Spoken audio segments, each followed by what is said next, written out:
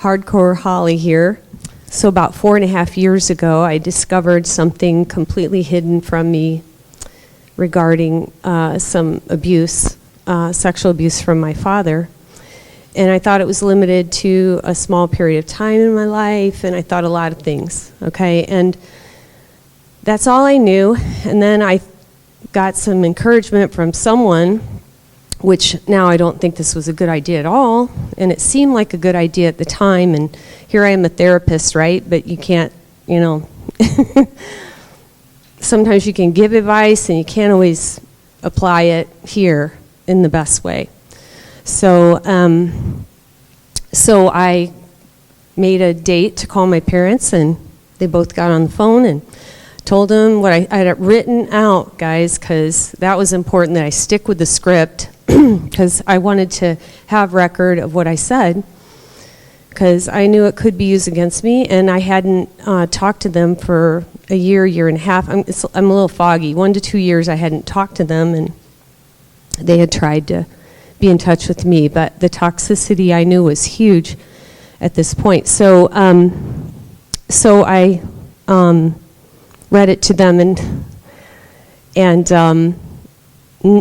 my father said nothing, and my mother asked me a detail of what I had said, because something that happened at school. And I said, after all I just said, that's all you can say? And then the coup de grace is the last words out of her mouth, which of course I've worked on, and I don't know if I'm done with this yet, but you're a terrible therapist, right? That's my mother. And I think they hated the day when I went to school, because she had told me she hates therapists, and I asked her if she hated me, and that was years ago. So I became a therapist in 2009. I completed my master's degree.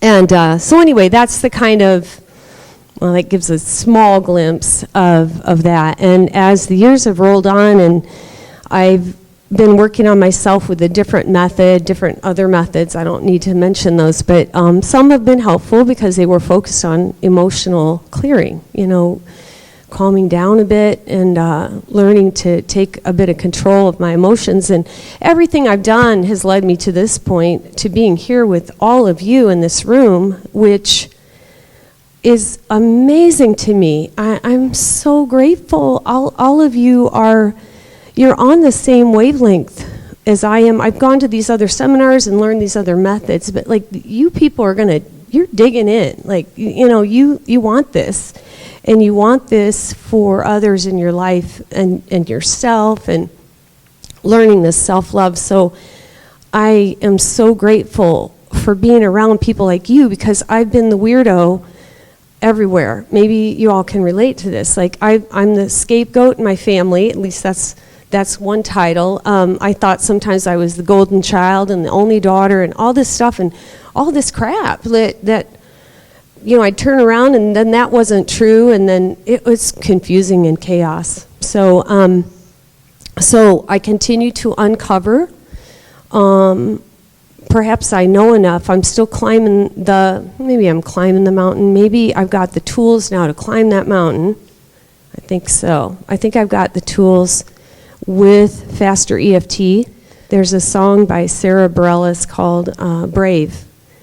And I have a mug at home that says, "Be brave." I used to do a lot of stuff. I worked for Dale Carnegie Training. I sang professionally at weddings, and all this stuff just like flattened out along the, carrying the load.